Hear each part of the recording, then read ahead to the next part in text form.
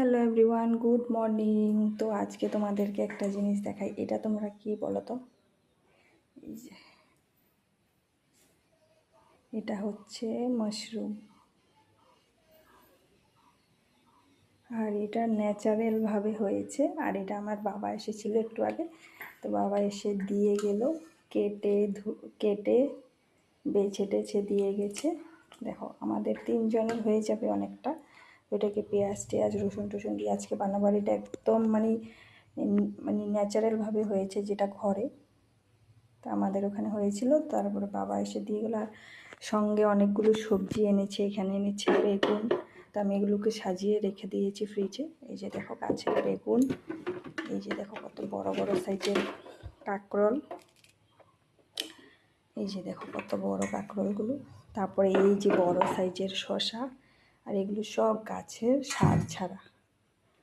এই যে তিনটা, এই দেখো এই শসাটা কতটা বড়, ঠিক আছে? এগুলো সবজি খাবো, এই দুটো এমনি খাওয়া যাবে।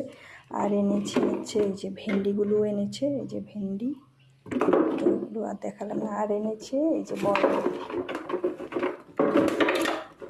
এই যে বরবটিগুলো এনেছে। তো এখানে আমি অল্প কটা রেখেছি। আর এই যে দেখো এখানে অল্প নিয়েছি, এগুলো আজকে রান্না করব। অনেকগুলোই সবজি এনেছে। আর বেগুন তো আছে, এই যে কাঁকরোল আরও আছে। এই যে কাঁকরোলগুলো কত বড় বড় সাইজের কাঁকরোলগুলো, আর একদম বিনা সারে এগুলো হয়েছে। এই যে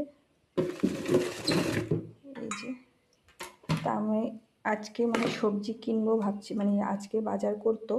তো বাবা এগুলো এনেছে যখন, এগুলো হয়ে যাবে আরও 2-3 দিন চলে যাবে আমাদের। দেখেছো, এগুলো একদম কচি কাঁকরোল। তো চলো ফ্রিজে রেখে দিই।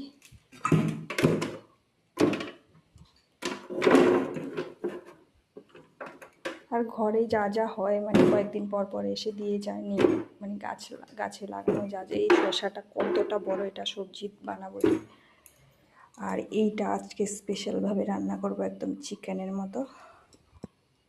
তো চলো টাটা, তোমাদেরকে দেখিয়ে দিলাম কেমন লাগলো।